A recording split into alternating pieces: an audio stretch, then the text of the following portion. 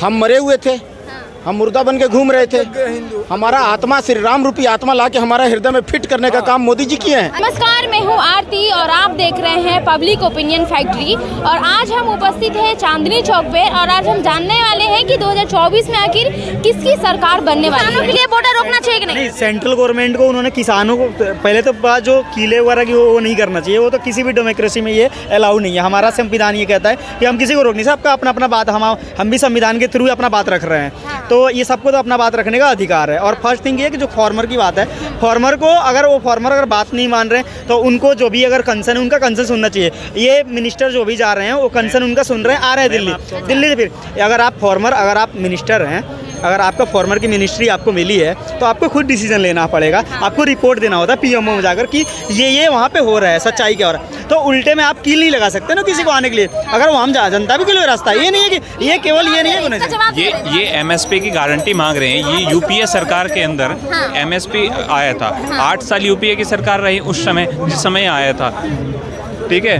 UPA की सरकार में क्यों लागू नहीं की गई? आज राहुल गांधी जी कह रहे हैं कि हमारी सरकार लेके आओ, हम लागू करेंगे। उस समय तो आपकी पूरी सरकार थी। अब तो आप ये गठबंधन में सरकार की कह रहे हो। और एमएसपी की बात है, एमएसपी की जो भी बात है, एमएसपी में टोटली फेलियर थी सारी गवर्नमेंट है। क्योंकि किसानों को बहुत पहले ये चीज़ें लागू कर देना चाहिए। अभी क्या है कि किसानों का जो मेन मुद्दा है वो कोई बता नहीं रहा है। उनका ये है कि हमारा एक जैसे पहले निर्धारित जो था पुराना वाला, उस पर ही बोल दिया जाए कि हम उस पर अपना धरना खत्म कर ले, लेकिन वो भी लागू नहीं कर रहे हैं। फर्स्ट थिंग तो ये। सेकंड थिंग ये है कि जो भी गवर्नमेंट इस समय सेंट्रल गवर्नमेंट में बीजेपी गवर्नमेंट कर रही है, ठीक है, राज्य कर रही है, और जो पंजाब में है वो आप कर रही है, ठीक है। तो डिफरेंट स्टेट का 2 गवर्नमेंट काम कर रही है। तो उनको क्या है, फर्स्ट थिंग में इनको ये बोलना चाहिए कि देखिए हम आपका ये जो एमएसपी है जो इतना है, इतना हम गारंटेड कर देंगे, लेकिन सेंट्रल गवर्नमेंट को हम सबमिट कर रहे हैं, सेंट्रल गवर्नमेंट नहीं कर रही है। तो इसमें क्या है, सेंट्रल गवर्नमेंट जो भी फार्मर है उनको ये बात करना चाहिए, ठीक है, वो बात करना चाहिए उनको और बताना चाहिए कि देखिए कि आपका जो एमएसपी का जो भी अगर एमएसपी का है वो हम आपको इतने तक सीमित कर देंगे या नहीं करेंगे। डायरेक्ट मना नहीं करना चाहिए। फार्मर भी, अन्नदाता जो है हमारे देश के, चाहे महंगा हो सस्ता हो, उससे नहीं मतलब क्यों महंगी गाड़ी चलने सस्ती गाड़ी चले, उनकी मर्जी। अगर हम किसान हैं, हमारे पास 10 बीघा खेत है, 20 बीघा है, अगर हम भी लोन कराते हैं, केसीसी कराते हैं, हम भी खरीद सकते हैं। Everything is possible in India. Punjab के मुख्यमंत्री ने बोला, अभी बैठक जो हुई थी किसानों के साथ, उस बैठक में पंजाब के मुख्यमंत्री भी थे। उन्होंने बोला कि ये जो सरकार जो आपको गारंटी दे रही है, सरकार आपको एमएसपी पे जो गारंटी देने वाली है, ये मैंने बना के दिया है गवर्नमेंट को और इस पे आप सहमत हो जाइए। लेकिन जब भी किसान नहीं माने, भाई गवर्नमेंट तो वहाँ पे आम आदमी पार्टी की है ना, दिल्ली में भी आम आदमी पार्टी की सरकार है। लेकिन उनके मुख्यमंत्री ने बोला ना कि जो चीज़ें हम आपके सपोर्ट में कह रहे हैं, हमने ये चीज़ें बताई है गवर्नमेंट को, गवर्नमेंट इन 5 चीज़ों पे आपको गारंटी देने को तैयार है, लेकिन किसान जब भी मानने को तैयार नहीं है। अच्छा, ठीक है। मेरा एक और सवाल है कि जनता कहती है कि ये जो किसान वहाँ पे बैठे हो किसान नहीं है, वो किसी पार्टी से जुटे हुए हैं, जैसे कि आम आदमी पार्टी से। प्रूफ लाए फिर? प्रूफ नहीं, देखिए यही जनता कह रही है। इस पे आप क्या कहना चाहेंगे? नहीं, जनता कह रही है, जनता देखिए सबका अपना अपना ओपिनियन है। पहली बात तो डेमोक्रेसी में सबको आ गया कुछ बोलने। इन्होंने भी ऐसा कहा कि जब चुनाव आता है तभी किसान क्यों आते हैं बॉर्डर पर। पिछली बार तो चुनाव नहीं था, यूपी यूपी का चुनाव था पिछली बार। अभी सेंट्रल लेवल का चुनाव है, आगे कोई भी और चुनाव होगा तो ऐसा थोड़ी ना कि चुनाव के टाइम ही आएंगे। आज से पहले कहाँ थे? आज से पहले यूपीए की गवर्नमेंट थी, उस समय कहाँ थे? ये सारे किसान कहाँ गायब थे? ये किसान नहीं दिख रहे थे। आज से पहले ये मैम इनका कहना ये था, इनका कहना आप तब सुप्रीम कोर्ट को आप झूठ बोलोगे। फिर सुप्रीम कोर्ट के जो चीफ जस्टिस ने क्या बोला था आपको पता है? ब्रिजभूषण सदस्य के बारे में इजाजत दे दी कि केस करने के लिए। नहीं, केस करने के लिए इजाजत दी तो केस हुआ नहीं। कितने दिन बाद मैम केस हुआ? आप भी एक रिपोर्टर हो, आप भी एक लोकतांत्रिक में आप भी अभी उसके लिए तो मतलब कुछ प्रूफ हुआ ही नहीं है। नहीं, प्रूफ नहीं हुआ ना। देखिए एक बात, उसके लिए मतलब कुछ निकला ही नहीं है, क्लीन चिट निकला ही नहीं है उसके लिए। क्लीन चिट नहीं मुद्दे में क्या था कि अभी ब्रिजभूषण सैनी उसके अध्यक्ष से इससे पहले दीपेंद्र हुड्डा थे। दीपेंद्र हुड्डा को दिक्कत इस बात की हुई कि हरियाणा के जो पहले पहलवान थे केवल हरियाणा से ही आते थे। आज कहीं भी कोई मेडल जीत के आ रहा है, पूरे ऑल ओवर इंडिया के अलग अलग स्टेटों के पहलवान जा रहे हैं। चाहे कोई भी तीरंदाज है, आप मुक्केबाज देख लीजिए, वहाँ के आसाम से मुक्केबाज जा रहे हैं, हर जगह के स्टेट के जा रहे हैं। पहले केवल क्या था, केवल एक ही बना रखा था, केवल हरियाणा गवर्नमेंट, केवल हरियाणा। देखिए एमएसपी का जहाँ तक सवाल है, आपका क्वेश्चन एमएसपी का है, तो एमएसपी का मैं बताता हूँ। एमएसपी जो प्रीवियस गवर्नमेंट यूपीए की जो गवर्नमेंट थी, जहाँ पे उन्होंने रोका था, वहाँ से वो किसान बोल रहे हैं वहीं कर दे, हमारा पुराने वाले लागू कर दे, हम चले जाएंगे। तो उनका जो गारंटेड है वो उनको कर देना चाहिए। अगर ये नया नहीं कर रहे हैं तो पुराना ही कर देना चाहिए। इनको नया अगर बनाना है तो किसानों से राय ले लीजिए, आपका अपना डिस्कस कीजिए, उसके बाद स्टेबल कर दीजिए कि ऐसे क्या है कि ऐसे महंगाई भी तो नहीं बढ़ेगी, क्योंकि जो किसान है वही तो बेचते हैं लाकर, फिर तो मार्केट में तो राइस आता है, हमारा आटा आता है, जो भी आता है उन किसानों के थ्रू ही आता है। तो आप कोई मिनिस्टर या कोई सांसद कोई भी जाकर बोता नहीं है खेत में, किसान ही बोएगा तो मिलेगा हमें। वो बात सही है। एक सवाल और है मेरा आप लोगों से कि किसान अगर धरना पे है तो क्या सरकार पे कुछ असर पड़ेगा 2024 के चुनाव पे? सरकार का तो देखिए, किसान अगर धरने पे है तो सरकार को तो डेफिनेटली असर पड़ेगा। इसका तो जीता जागता एक उदाहरण है पंजाब। पंजाब तो गए हैं, पंजाब गए। यूपी में कितनी सीटें आ गई ये भी तो आप देखें, भले गवर्नमेंट बना लिया हो लेकिन कितनी कम सीटें गई। वोट परसेंटेज अदर ओपिनियन जो है उनका अपोजिशन का देखिए कितना बढ़ गया, हाई रेट हो गया। जिंदगी में जब से मतलब हम लोग जब से मतलब बड़े हैं, हमारे बाप दादा मतलब बता रहे थे कितना कभी समाजवादी पार्टी ने वोट ही नहीं पाया। जितना मुलायम सिंह उतने बड़े कद्दावर नेता तो उनको तो मिला ही नहीं, 27, 28, 30%। 2024 में किसको मतलब वोट करेंगे? देखिए हम लोग दिल्ली से बिलोंग करते हैं, तो साउथ दिल्ली में पिछली बार हमने बीजेपी को वोट दिया था। गौतम गंभीर सांसद थे हमारे, तो उनको दे दिया था। उनको as a cricketer like, as a human being बहुत अच्छा लाइक करते हैं हम लोग। अभी इस बार कुलदीप को उन्होंने टिकट दिया है, आम आदमी पार्टी का एक मतलब बंदा है जो उन्होंने टिकट दिया। अब वो स्पीच भी अच्छा देता है, बोलता भी ठीक है। और तो हम लोग का मेरा मतलब पर्सनल ओपिनियन है कि हम लोग इस बार आपको वोट देंगे। पिछली बार मैंने दिया था गौतम गंभीर साहब को, लेकिन इस बार मैं आपको वोट दूंगा। मेरा मतलब ओपिनियन ये है। और चलिए, बहुत ही बता रहा हूँ आपको ओपिनियन का। 7 सीट है ना, 4 सीटें आपका है, 3 सीटें कांग्रेस का है। कांग्रेस 3 सीट हार जाएगी, आप 4 सीट जीतेगी। ये लिख के ले लो। अब बीजेपी 3 सीट जीतेगी। क्यों जीतेगी? कि जहाँ जहाँ कांग्रेस लड़े, कांग्रेस ग्राफ नीचे है, वो नहीं निकाल पाएंगे। अगर आम आदमी पार्टी ने अगर इसलिए सपोर्ट कर दिया कि हाँ कांग्रेस को खुले सपोर्ट कर दिया कि हाँ चलो ठीक है दिलवा देंगे, तो फिर हो सकता है कुछ भी। नहीं तो 4 सीट तो अपना आम आदमी पार्टी जीत जाएगी, 3 सीट तो बीजेपी जीत जाएगी। ये तो आम आदमी पार्टी जीतेगी।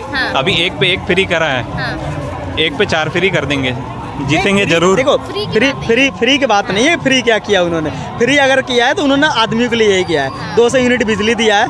अभी हम यूपी आम जनता के लिए किया है। अभी आप हमारी बात सुनिए। यूपी से बिलोंग करते हैं।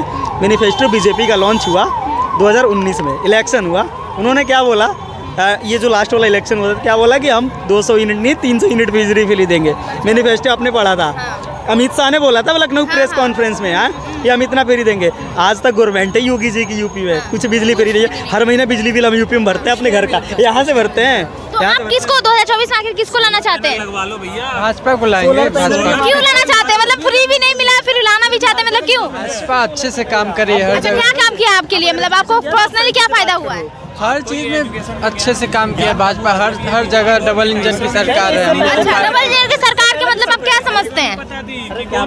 यही हम लोग को फायदा हो रहा है। चलिए ठीक है, मैं बाबा जी से जानते हैं क्या कि 2024 में किसकी सरकार बनने वाली है सर? मोदी सरकार। क्यों मोदी सरकार? मोदी जी को क्यों लाना चाहते हैं आप? ऐसा काम किए हैं, देश के लिए काम किए हैं। 70 साल से रो रहा था यहाँ का जनता। अच्छा। आज सब बल्ले बल्ले है, सब चांद पर जा रहा है, वैज्ञानिक सूरज पर जा रहा है। वैज्ञानिक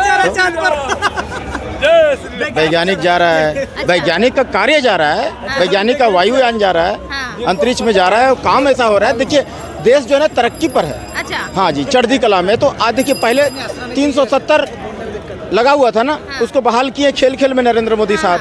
राम मंदिर को रिपेयरिंग कर करके दे दिए। अच्छा। हाँ, राम मंदिर तो पहले 500 साल से श्री राम प्रभु मुजरिम की तरह टेंट में थे, तो उसको खेल खेल में रिपेयरिंग कर कर दे दिए। हम मरे हुए थे, हम मुर्दा बन के घूम रहे थे। हमारा आत्मा, श्री राम रूपी आत्मा ला के हमारा हृदय में फिट करने का काम मोदी जी किए हैं। अच्छा, हाँ जी। मतलब मोदी जी राम को लाए हैं। अरे तो पेच फंस रहा था ना। ऑफ इंडिया सुप्रीम कोर्ट के तहत उन्होंने केस लड़ा। सुप्रीम कोर्ट ने फैसला दिया राम मंदिर बनना चाहिए। जो मुस्लिम लोग हैं उनको जमीन अलॉट किया, उसके थ्रू कॉन्स्टिट्यूशन के थ्रू है, ना कि मोदी गवर्नमेंट के थ्रू। हाँ, जो भी गवर्नमेंट में काम करता, अगर सुप्रीम कोर्ट ने बोल दिया कि ये होगा तो वो होता। एक कॉन्स्टिट्यूशन के थ्रू। राम ही नहीं है, यूपीए गवर्नमेंट ने जो कॉन्स्टिट्यूशन का बात करेगा। हम लोकतांत्रिक देश से आते हैं, हम कॉन्स्टिट्यूशन की बात करेंगे, ना किसी पार्टी की बात करेंगे। जवाब देते, रुक जाइए आप, रुक जाइए। आज 70 साल से जो है ना पेच फंसा रहे थे कांग्रेसी। उनके पास चांस दिया गया था राम मंदिर बनाने के लिए, लेकिन वो नहीं बनाए। लेकिन वो राम को वजूद को ही नकार रहे थे। राम काल्पनिक है। राम सेतु को जो है तोड़ने का, जो बम डायनामाइट लगा के तोड़ने के लिए बोले काल्पनिक, इसको तोड़ ताड़ के हटाओ, इधर से जो है ना साजिश के तहत तोड़ ताड़ के हटाओ। उसके अंकल जी से एक क्वेश्चन है, अगर इनसे आप पूछिए कि ये कॉन्स्टिट्यूशन को ये मानते हैं कि नहीं मानते हैं। अगर कॉन्स्टिट्यूशन को मानते हैं तो ये बताएं कि ये मोदी गवर्नमेंट ने अनाउंस किया कि बनवाएंगे, कॉन्स्टिट्यूशन पहले बोला कि बनवाएंगे? पहले इनसे पूछिए। इनका सवाल का जवाब दीजिए। क्या देखिए, ऐसा है कपिल सिब्बल जी कहते थे कि राम मंदिर जो है ना उसका केस अभी लटका दो, नहीं तो आने वाले इलेक्शन जो है ना प्रभावित होगा। तो जो है सुप्रीम कोर्ट में क्वेश्चन के हमारा जो क्वेश्चन हम बोल रहे हैं, इतने सारे लोग हैं यहाँ पे, इनसे ये पूछे कॉन्स्टिट्यूशन के थ्रू बना है या फिर इनका और मोदी जी में बनवा दिया। ये निसंकोच मोदी शरण बनवाए हैं, मोदी प्रधानमंत्री नरेंद्र मोदी साहब बनवाए। क्यों? सुप्रीम कोर्ट में पेच फंस रहा था, जहाँ जहाँ मोबिल डालना था मोबिल डाले, तेल डालना था तेल, ग्रीस डालना था ग्रीस डाले, वहाँ पेच फंस रहा था, उसको क्लियर किए तब जाकर के जो है ना बना, नहीं तो 500 साल और नहीं बनने वाला। सर से एक क्वेश्चन पूछना चाहते हैं सर से एक क्वेश्चन, अगर कॉन्स्टिट्यूशन अगर हमारा सुप्रीम कोर्ट जो है वो बोल दिया होता कि नहीं मंदिर को अभी स्टे किया जाए, अभी नहीं बनेगा, तो क्या मोदी जी बनवा देते हैं?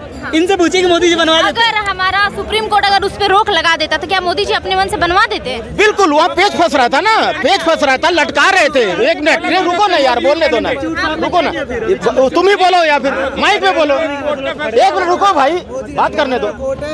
नरेंद्र मोदी साहब वहाँ मुआयना किए, कहाँ कहाँ पेच फंस रहा था, जहाँ ग्रीस डालना ग्रीस डाले, जहाँ मोबिल डालना मोबिल डाले, राजनीति किए, कूटनीति किए, तब जाके मंदिर मिला, नहीं तो मंदिर मिलने वाला 500 और नहीं मिलता रे मेरे भाई। अच्छा, इसका जवाब नहीं, हम लोग तो देखिए, हम लोगों तो देखिए, हम लोग को तो पहली बात की कॉन्स्टिट्यूशन पे अपना ध्यान देते हैं। कॉन्स्टिट्यूशन है तो लोकतांत्रिक है, लोकतांत्रिक कॉन्स्टिट्यूशन कहते हैं कॉन्स्टिट्यूशन। हाँ, देखिए कांग्रेस ने लटकाया तो उसका खमियाजा वो भुगता ना, भुगता आगे आइए, ये नहीं मानेंगे, ठीक है ना, वो नहीं मानेंगे, मोदी सरकार को नहीं मानेंगे।